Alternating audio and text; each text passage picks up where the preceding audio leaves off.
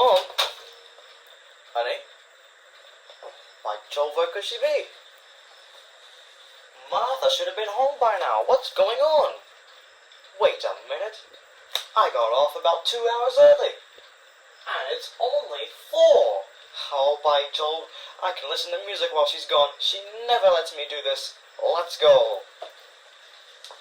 Ah, yes, my phonograph. Can't wait to listen to music on this. Got this puppy for $20 and the records for 35 cents a piece. Woo! And now I can listen to one of my favorite songs on the most genius invention ever created since the toilet was invented. Oh, yes. Ain't no more defecating in the pond, shall we? Gotta bring some wine, so I'll kick back on it.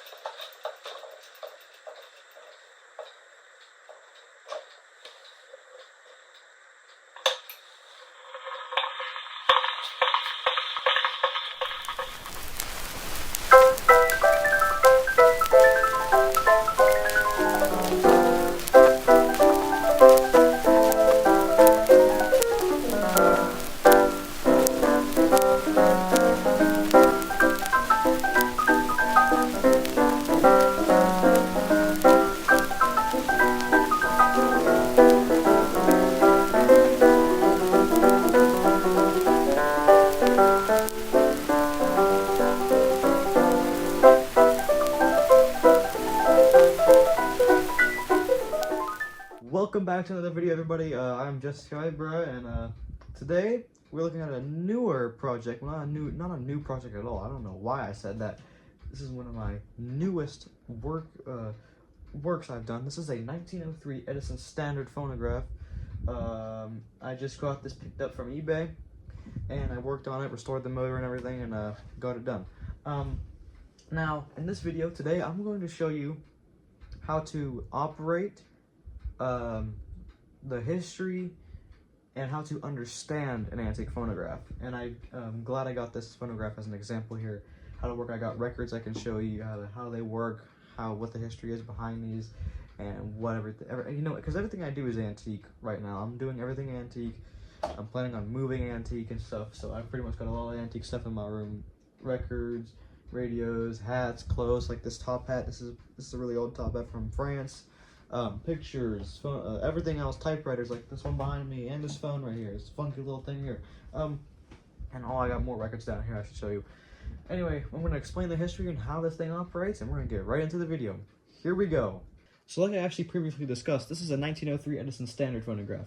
Now first I'm going to show you how this operates, okay? So what you got here, this is your on and off lever. So this is off, and this way is on. So towards Thomas is on, and towards Edison is off. Now, to get this to work, you got this crank here on the side, and I'm going to show you what this crank does. Well, obviously we know what it does. It winds up the mainspring on the inside, but if you don't know actually about phonographs, I'm going to show you how. That's why I'm making this video. So I'm going to take everything off and show you what this motor looks like. So, if I just lift up on this, as you can see, right here is where your crank goes. I can actually slide it in there right now if I want to. So if you push it in there, wind it, it's a thread bar, so you wind it onto the thread bar, and after you wind it, it winds, puts tension on this main spring right here that I'm pointing to, and I make sure this is locked, by the way, before you crank it, obviously. It cranks it, it winds tension on the clock spring, pretty much, and then when you let it off, this governor drive will move. So if I just do that, there's your governor right there, the thing that's spinning right now, and it lets tension off of here, moves these gears, and runs over to the belt drive, which will move the mandrel on top and allow you to play your record. Now I'm going to show you exactly how this works. So what I'm going to do here is I'm going to wind it up real quick with this side. I'm going to give it like a couple winds or so. Maybe like 5 winds should do the trick. Maybe 6. 1, 2, 3, 4, 5, 6. And as you can see, just do that and do this. Now everything's moving. As you can see, this is rapidly spinning. And if you can't really see this, but this is moving really slow. It's like going like this. It's okay, so this is how fast it's going. Let's say I drop myself off a cliff, okay? That's how fast it's going. Really, really slowly. That's a clock spring. And it moves these ones really fast, which allows tension which allows this to move, and also the reproducer to move once the pin is dropped. Now, I'm going to show you what it does on top. let's go ahead and do this.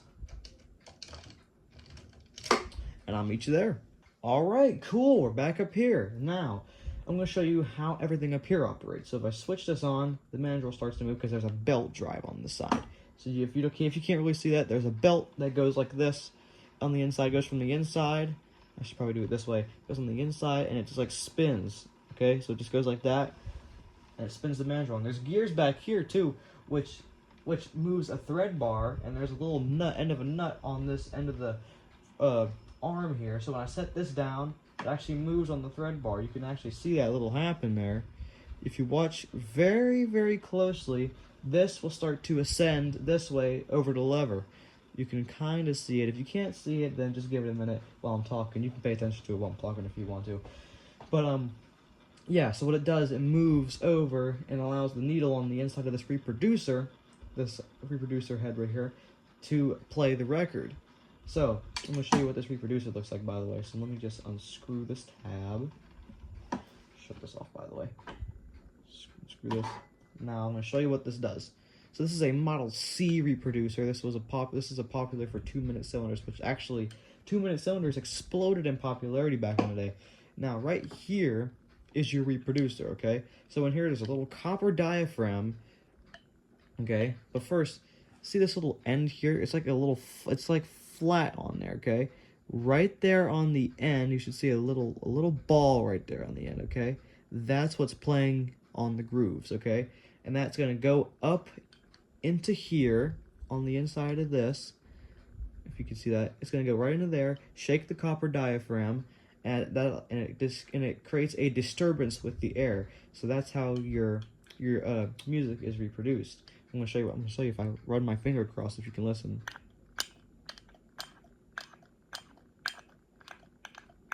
What you just heard is surface noise off of my finger, which is pretty disgusting. I don't like surface noise.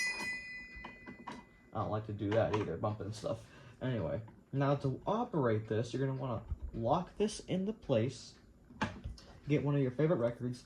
Now, my favorite record is this one, Whistling Trio by Ada Shaw and her twin daughters, Edison Record. Now, as you can see, there's microscopic grooves in there from whenever it was recorded. So there's a recording stylus that actually goes with this that I don't have, unfortunately. I wish I had blanks too to record stuff, release albums and stuff. Anyway, there's little dots on there. I'm not gonna touch it because it's wax, pure wax. In there's little dots in there. So whenever you speak into there, it shakes the needle, and it like does this. It's like constantly tapping it and cutting into it, and cutting into it creates swarf. Okay, and that's what creates your groove. So you want to brush off the swarf after you're done, slide it on, change the recorder to the reproducer, and then you're able to play the record. So now I'm gonna demonstrate that now. So I'm gonna put in the record, not too tight, just like that. Lock it in place. Get the horn. Put it on. And this is how I like to do it. Okay, I like to keep it on off and keep it towards Edison. Give it about 1, 2, 3, 4, 5, 6, 7, 8, 9, 10 winds. Normally does the trick for me. And then what you do, you switch it on, give it a kickstart if you have to, move the reproducer over, and set it down. And now if you listen, you can hear the vocals. Whistling Trio, Springtide Rebels by Mrs. Alice Shaw and her twin daughters, Edison Record.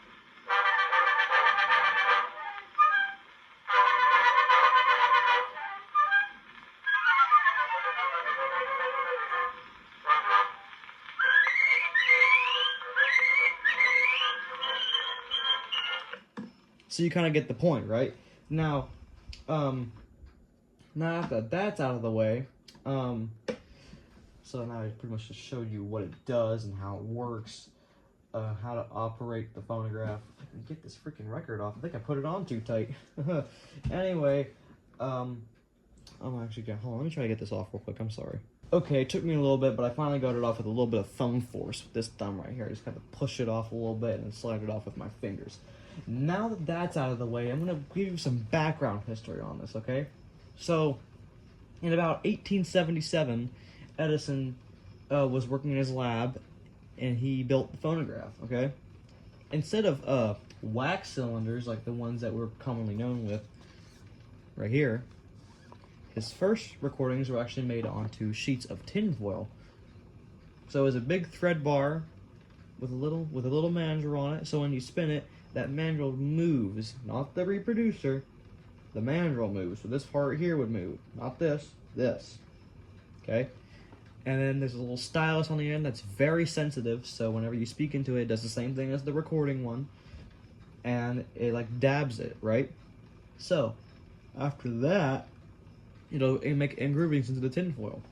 And you rewind it the other way, set the needle on the first groove, and start rotating at the same speed you did when you were recording. And that'll give you your playback, which was really genius. I actually tried rebuilding one of them with one of the Edison tinfoil phonographs, but I absolutely suck at it. So, you know, if I ever do get a sound, I'll tell you. If not, then you know. If I don't tell you, then you know what happened. I failed miserably. Anyway, so ever since the tinfoil phonograph, I think around the 1890s, he came up with wax or beeswax cylinders. Beeswax cylinders were a hit too, but they only played for 2 minutes, which wasn't enough time. So that's where these records come into play. Whenever I get them out of this drawer here, I'll just get one real quick to show you. This is an Edison and Burl record. So as you can see on this record, you can barely see the grooves. You know why? Because they're a lot closer together. So these will play for a longer period of time and need a specific machine to be played on these. So these records cannot be played on these. Also, just for comparison, just for real quick, down in these compartments I'm reaching into, the abyss, you can't really see. See, here's my hand. It's down this way. Dive back in. I actually have a buttload of 4-minute records, and it's a real bummer because I only have a few of these 2-minute cylinders that I could actually listen to, which really stinks. I really wish I had more 2-minute cylinders, and I really wish I could listen to the 4-minute cylinders, but, you know, I work with what I work with. It's not a big deal. I got a decent amount. It's not a big deal. But anyway, yeah, that's pretty much it for the 4-minute cylinders. Now, after Edison, I think after the 4-minute exploded in popularity, he actually made another type of 4-minute cylinder. Oh, get my freaking face out of there. Here is this one. Edison Blue and Burl. Edison Blue and Burl looks like this. Okay? This also cannot be played on my phonograph because, you know, I suck. But this is called Rainbow by Ada Jones, by the way. It is Rainbow by Ada Jones and Billy Murray. Search it up on Google or something. This is the best song I could ever know on Edison records. Anyway. These records are made of a different substance. So this isn't made of wax. So I could literally grip it if I want to. I'm going to do an illegal here. I can grip it. I could rub my fingers across it. I could literally play catch with it. And it won't break. Because blue amber is a hard substance. Plastic-like material, and it will last longer. It'll never mold. Believe it or not, these records will never mold. The blue ones will never mold, but the other ones that are black or, you know, something like that, them ones will mold. If I can get this freaking record back in there. But yeah, like I said, the blue records. Hey, what's up, guys?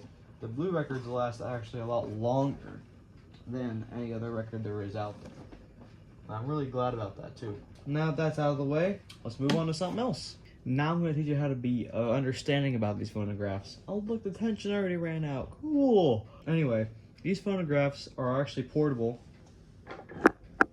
Like you can see here, I have the case for the top part. It's portable, so I can actually take this this phonograph anywhere I want to. Right?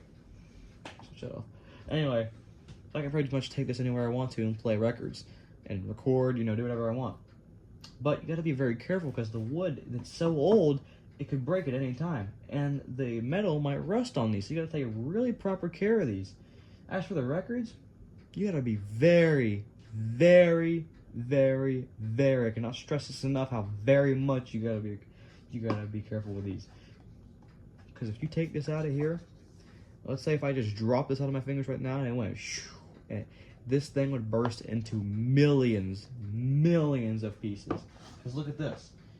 This substance is pretty much like a candle, okay? There's a candle that I have in my room.